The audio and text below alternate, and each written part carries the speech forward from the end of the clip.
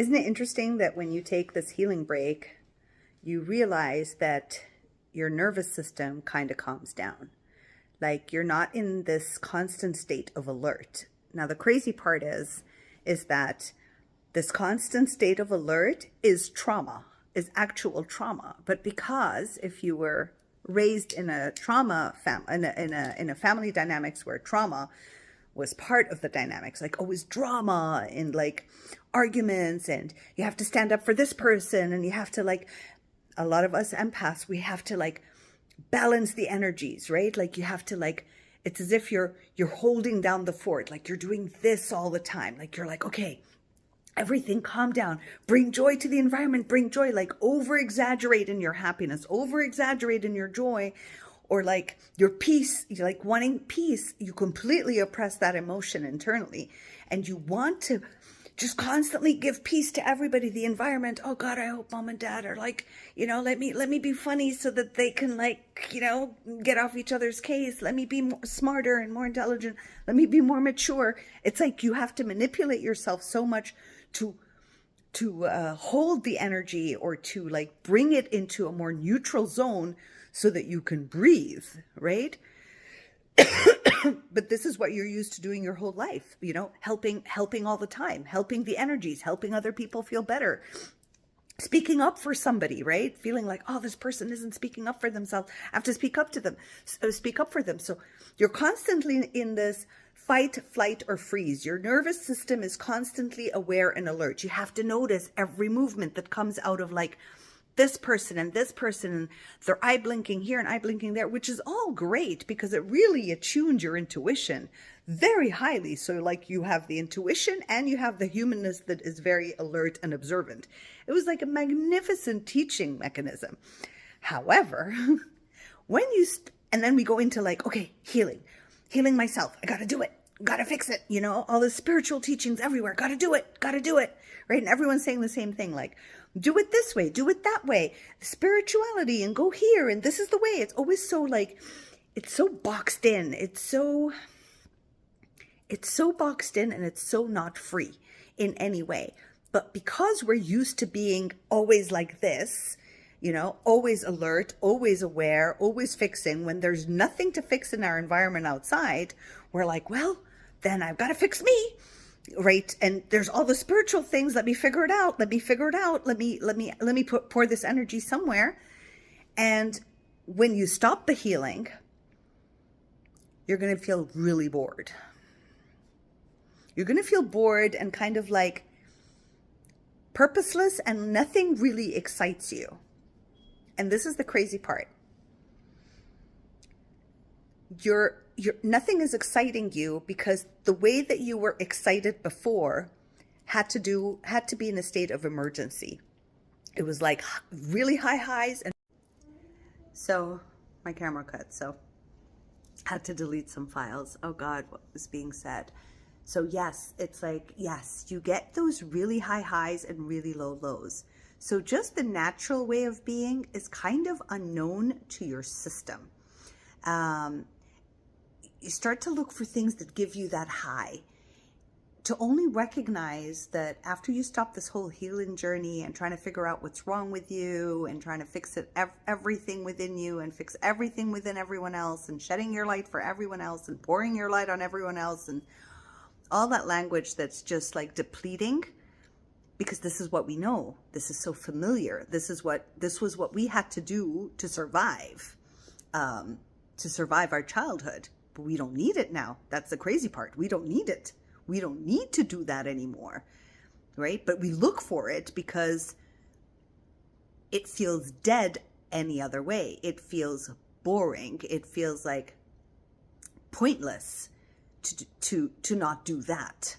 So when you do the stopping the healing thing, you're going to feel a lot of emotions. And one of the bigger ones you might feel is boredom. And you don't know what to do with yourself, and nothing excites you. Like the things you used to love, you stopped loving. The things that you thought would excite you or used to excite you don't. The relationship that used to make you feel butterflies and goosebumps don't give that to you anymore. Like everything changes is because you are changing, is because you're no more the savior. You're no more on this, you're no more in alert state to cater to everyone and everything. You're not carrying anyone anymore as a burden. You're not carrying even yourself as a weight. You start to discover that it's okay to be kind to yourself, and it's okay to actually enjoy your life, and it's okay to have fun in the simple things, and not everything has to turn into a healing journey. Like it's a new way of being. And at the beginning, it could be slightly boring, and that's okay. So all I keep hearing is, it's okay to be bored, because when you are bored, you are neither resisting or desiring. You're in neutral space. And your bodies right now, as empaths and the sensitives of the world, the kind people who are always managing everyone's energies and like hardly ever focusing on your own, and absorbing everyone's energies, you now are being given the opportunity to be in neutral space. And in neutral space, it's like a time where, like, just think of it as like, all I'm seeing is as if your nerves are all like, instead of being stretched and pulled, everything's relaxing back. Like, just think of it like all the organs are falling back into its natural space and state. Every particle within you is just going back into its natural state. It's feeling safe. It's feeling the feeling of I am safe is what is happening within you, right? I am safe to just be whoever the hell I want to be at any given moment. At this moment, I feel like being icky, I will be icky. This moment, I feel like being happy for no apparent reason, I am allowed. This moment, I'm not in the mood, I'm not in the mood. Like all these versions of you, all these pockets of energies that appear, they're just allowed to be there, and you're allowed to actually interact with them and give them permission to exist in your environment. They are allowed to exist in your environment. They're allowed to exist in your world. They're allowed to experience the world you're in. Why is anger not allowed to exist? Just, it harms other people, but it only harms it because anger is bad. If anger wasn't bad and you're allowed to feel your anger and you don't want to oppress it, you won't hurt anybody. It's impossible, because you're going to be like, oh my God, anger, here it comes. Something's blocked in my throat. I want to say it. There's an expression that's coming out. I'm freeing myself of something, of an identity I used to be in, whether it's towards someone. I mean, when I get really angry, I just take my car and start to scream and release. And then I feel all this vibration move out, and I adore anger, because that was something I was never allowed to be when I was a kid. So now I have that freedom to allow it to be there, and it's given me freedom. It's like every part of the emotions are allowed to exist, and every one of them is a delight. It's a doorway to freedom, to something that was oppressed, that isn't allowed, and now is allowed. Doesn't mean you hurt people by it. It means you give yourself the permission to be with that emotion, because anger is allowed to exist on this plane also. Why not? Why is it condemned to being bad and something to get over and something to fix, just because people have displayed anger in such an ugly way, right? Sadness can exist. What is wrong with sadness? It's a way to release and to purge trapped energy inside that is leaving, and the body's sad that it's leaving because it just got used to it, and it's just sadness. It's like what sadness does. It's like you're saying goodbye to something or someone, right? You're saying goodbye to an energy. You're saying goodbye to an identity. You're saying goodbye to a pocket of energy that helped you survive as a kid, and now it doesn't, right? That is sadness. Anxiety, yeah, I said I'll make a whole video about anxiety. This is a whole other spectrum of how delightful anxiety actually is, if you allow anxiety to exist. It feels like crap. I'm not saying none of these feelings feel like crap. They feel horrible. But just because they feel horrible doesn't deem them as like caca poo poo and oppress and resist. It just means like the expression of them wants to be expressed in this reality, and for it to be accepted. Once you accept it, There's no taboo. There is no right or wrong. It's just accepted. It doesn't mean anything. It could feel like hell, but it doesn't mean anything. Just because it feels bad doesn't mean it is bad. It just, the feeling of this expression makes me feel this way. Of course, nobody wants to feel bad, but if this expression wants to be expressed at this specific moment, I will allow it to be expressed at this specific moment, and I will shed light and love all over it because it too is allowed to exist. That's where it starts to make sense, right? That's where it all starts to make sense. Is like you are allowed to exist with all your expressions and all your emotions. And it doesn't mean that everybody else has to accept it. Nobody needs to accept it. People will only accept it when you accept it about you. How many people have you seen, especially narcissists, walk around, well, I'm like that. This is who I am, right? And nobody can argue with that. You're like, well, change. They're like, I don't want to. I like it.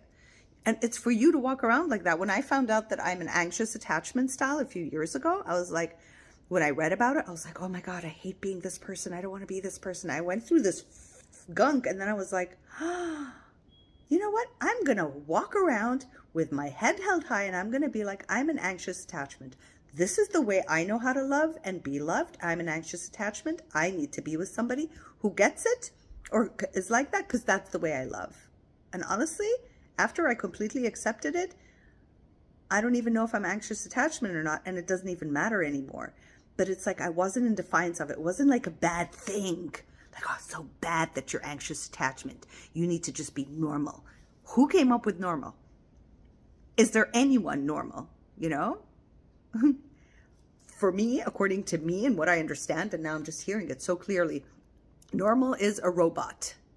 That's considered normal. So all humanity is being based on a robot. We haven't met anyone who's emotionless and who doesn't express, who doesn't feel with anything. If you've ever met anybody like that, that doesn't feel anything, that doesn't express, right? What is that? Is that even a human being? It can't be. And if there are people that are pretending to be that, usually they're narcissists, that they're all like, I don't care. I'm like this. Yeah. You're not feeling anything for yourself or for anyone. You can't even sit with your feelings, right? You can't even manage your own emotions. It's always gaslighting or manipulating somebody else so that they can function according to who you want them to be. But in general, like, what is considered normal? Nothing. Nothing. That's the crazy part. We've all been striving to be normal, and normal is nothing. Have you met a normal person? Who is normal? And why do we want to be normal? What does that even mean? Like, why do you want to be normal? What does that even mean? Why do you want to be anything other than who you are? It doesn't even make sense anymore to me. It's like I'm like receiving this deep channeling right now. Like, who do you want to be? Normal? What is that? I don't know anymore. What is being normal? If you could answer me in the comments, that would be amazing. What's considered normal? Like, really, okay, let's all write down what we consider normal is and share that in the comments, and let's see if it all aligns to like a same utopic being, or do we all have a different understanding of what normal is and we're striving towards it, and yet none of us are ever going to reach it, because what if normal is what we are? What if we are considered normal? All of us. And this is what normal humans are. Moody, different emotions, expressions, opinions, likes, dislikes. And that's the truth. Who do we want to keep becoming? Who are we striving to become? It doesn't even make sense anymore.